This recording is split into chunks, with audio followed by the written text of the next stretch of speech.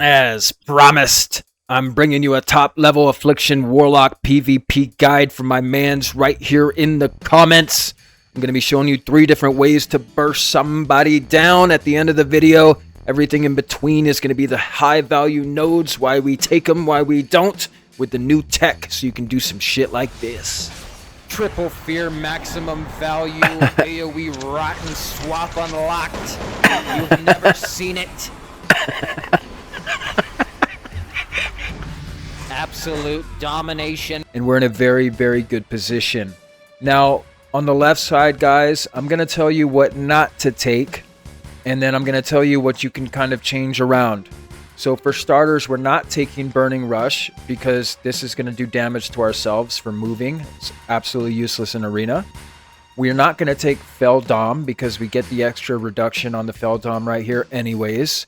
Could there be a discussion made for Banish under certain scenarios? Yes. I mean, you know, if you're in professional 3s, there might be a time where you want to take Banish to completely shut down, let's say, an Elemental's Ascendance. Taking away his Ellie is going to be taking away a big part of his burst. Same for Frost Mage. You can always get rid of the Pet Elemental, which does add a couple of Frost Novas and things like that. So it's good to get rid of it.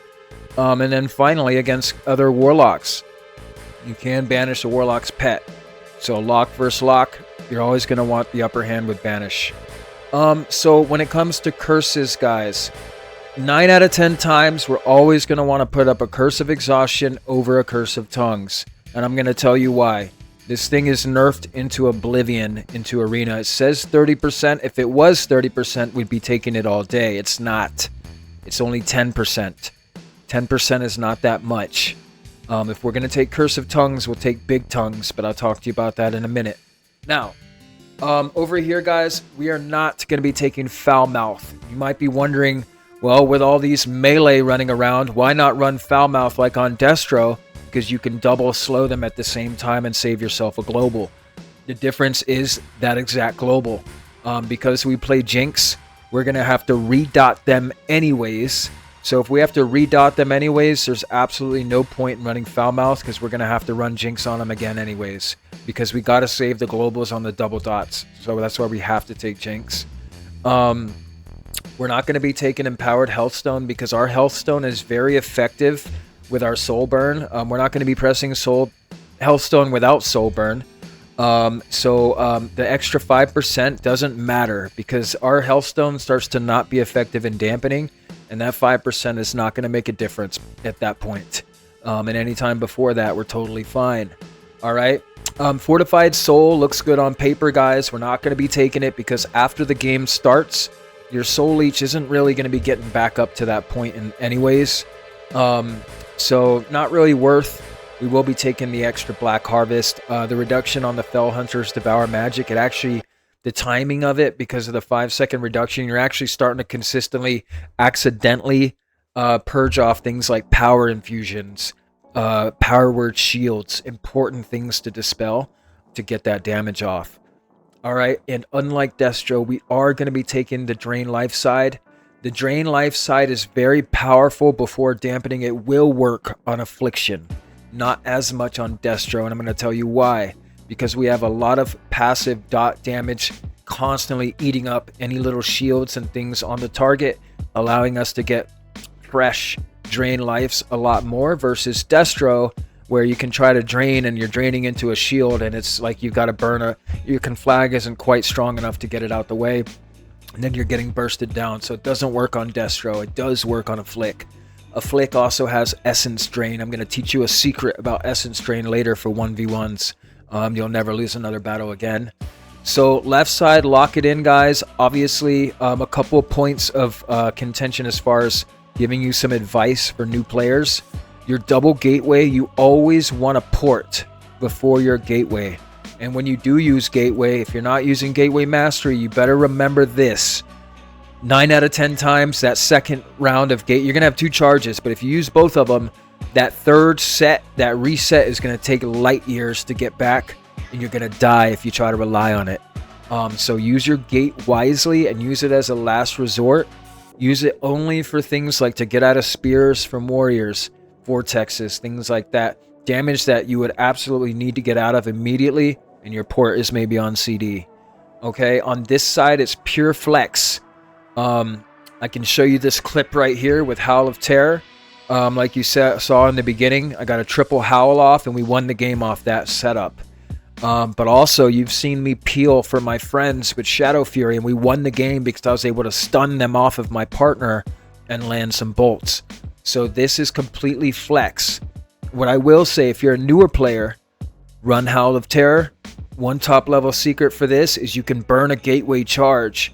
If you see an opening for a triple fear, gateway into them. They never see it coming. Land the triple fear and set up shop. Alright? Shadow Fury. You're going to have to be able to juke. I'm going to tell you this is why new player friendly is Howl of Terror. If you got a little bit more skill, you're going to go Shadow Fury because 9 out of 10 times you're going to have a warrior right on your ass. And he's not going to let you get that Shadow Fury off. You're going to have to land the juke. Alright, so left side is locked in. We are all good to go there. Obviously, short Dark Pact. Obviously, extra damage on unending. A little bit of a crit here. And we are good to go. Also, you might see people dropping one of these Fel Synergies. Don't do it. We need as much passive health mitigation we could possibly have. The only thing I can say is if you want to drop... If you want to drop one of them... because you got like you got Warrior, Windwalker, Sub-Rogue as the lobby, and you need to run a big Blight, or you got triple Caster, and you see them kind of grouped up together, you can get a triple Blight of Tongues, because it does AoE hit them. Now, I will say Blight of Tongues is a 50% reduction, so up here for Curse, it's down to 10% from 30. This is down to 50 from 100, but 50 is significant. It is worth the cast because it can AoE splash. It's kind of tight, but if you can get a Shadow Fury off into a Blight of Tongues, nobody's going to be casting at that point. You're going to really be able to spiral things out of control. Alright? Now, when it comes to the middle side, hero talent trees, there's nothing to talk about when it comes to Hellcaller. You got the Wither Bug nerf giving you no Soul Leech.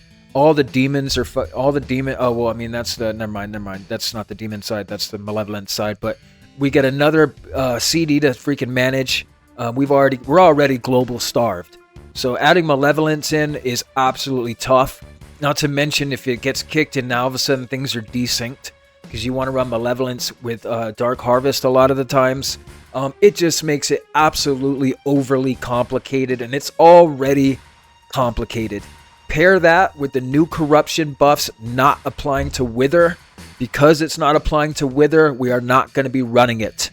The other thing I want to say as well is we're running Soul Harvesters because I'm going to teach you guys a burst technique. And it has everything to do with your haunts and your setups and your drain souls. I started this drain soul shit, by the way, guys. People, all these flavor of the month reroll afflicts, never dreamed and never even seen it before running Drain Soul until I started that shite. And the reason why is because they were all too scared and chicken shit to try to run it before. As you know, if you looked at the Murloc ILO for the last 2 expansions, they're all running Shadow Bolt, where I've been like a gangster running Drain Soul the entire time. So I think I know what I'm talking about here. Now, when it comes to the right side, guys, you're going to see a lot of things get sticky. Alright, this is my custom build. Now I'm going to tell you what the play is. Alright, you're going to see every other Warlock run this. They're going to run some shit like Fatal Echoes. They might take some dumbass shit like Eye Contract, Nether Plating, you know, things like that. But I'm going to tell you what the play is. Alright, so for starters, I've done the math on Fatal Echoes. I don't care if it's AWC players showing it. I had to scroll so far to the bottom, it almost was non-existent in a real game.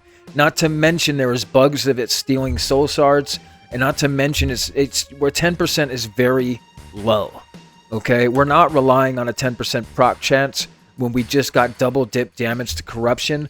I would say put it into Nocturnal Yield, put it into Call of the Week, or put it into Malediction. Now the reason why I want to run Malediction on this, guys, and drop Eye Contract and run Contagion is because we just got our dots buffed like 2 or 3 times in a row. Corruption is my top 3 damage. UA is my top 3 damage. Okay, and Drain Soul is my top 3 damage. What does that mean? We're going to be buffing everything we possibly can for those. I need to make room for Nocturnal Yield. We'll figure it out, guys. But because we have no crit at all, because we're all haste verse with a splash of mastery, this crit is very helpful. Now this is where the part where the nerds go, well, dots don't do a lot of damage, Dom, and crit is nerfed in PvP. Yeah, I'm aware of that. And I'm telling you to take it anyways. Anyways, you want your dots to snap, crackle, and pop whenever you are bursting. If you have 5 UAs on somebody with a full row and a haunt, you want those things popping as they get rotted down. That's how surprises happened, and you end up winning games randomly. Okay, so let's run it like this. All right, this is the whole setup. All right, I'm going to teach you guys the PvP setup now with the talents. First and foremost, Jinx, lock it in. It's not going anywhere. It's going to be staying there till the end of time. Number 2, here's where it gets tricky. I'm going to give you your default 9 out of 10 time build. You're going to be running Impish Instincts for the 1 melee, and you're going to be running Nether Ward for the 1 caster. If you're up against double melee or a triple melee lobby, like Windwalker, Sub-Rogue, Arms, you're going to be running Soul Rip, Impish Instincts, or Impish Instincts and Gateway Mastery. The choice is yours. Okay, the choice is yours. If you're running up against double casters, you can run Nether Ward and Rotten Decay, or Nether Ward and even Soul Rip.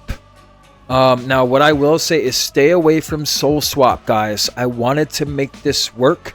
It's very counterintuitive despite how cool it looks. For one, it's only worth it if you can actually Soul Rip at least a full row of dots, a haunt, and 3 UAs. But the problem is this, guys. When you send this Soul Swap onto a new target feeling all good that you finally, one time out of the game, got a full row of dots and was able to actually grab it, it steals the haunt off your main target, guys. It doesn't double dip the haunts. Because it takes the haunt off your main target, that's not good, guys. We cannot use it. And because it takes shards away from our Jinx and having to recast our dots 9 out of 10 times when they do get dispelled, it's just not going to work, guys. It's not going to work. Now, what will work, and this is a final tip for you guys, dot them up, send an Essence Drain. It stacks up very fast. 9, 18, 27, 36. You're having basically an unending resolve on you at all times. Now make sure they're dotted up so you don't drain into absorb shields. But for 1v1s with no dampening, you will never lose a battle against a warrior, a rogue, anything, as long as you get this drain off. You can even send a coil on them and get the drain off then. After they reconnect with the stun, they're going to do no damage. It's like they're stunning you and doing damage into a wall. It's very, very juicy. Pair that with Soul Rip and you're just never going to die. And you're just going to... it's just absolutely unfair in a 1v1 scenario. This setup right here is extremely unfair. And if you're up against melee, if you're up against casters, you can run Nether Ward and drain them while they can't even kick you. It's disgusting. So you're the 1v1 king in that regard, okay? Just make sure you don't get clipped. Now, I'm going to show you guys a couple of sick burst rotations. I'm going to teach you exactly how you want to send it. All right, so for starters, this is your basic kind of mini burst go. So for starters, if there's 3 people in the arena, you always want all 3 of them dotted up. All right, now that you've got them dotted up, you can send a UA, a haunt, into an immediate drain soul. Look at that damage. I've got a double drain soul buff into a triple. Look at those procs hitting for like 70, 80k. These demon procs right here do big damage. Okay, so that's going to be your first way to go. Free cast or get a precog. You're going to go for a triple UA burst. Okay, so you're going to go ahead and load up with 1 UA first, into a haunt, into a double, even a triple. Now you're going to full send the drain soul, and this damage is massive. 50k non-crits from the UA ticking on top of a 50 to 60k drain soul tick. That's 100k plus ticks a second. Massive. So this time I'm going to explain Dark Harvest. So you do get a big heal from this. They did nerf it to Oblivion. The damage is not that great, but it's good AoE consistent rot. In the middle of your big burst goes. And I'm going to teach you this hack. The only thing you need to have up is a single dot, guys. One dot is all it takes to full send. It's great if you're locked out. You can still cast Dark Harvest. And it only takes one dot on everybody. Not two, not three.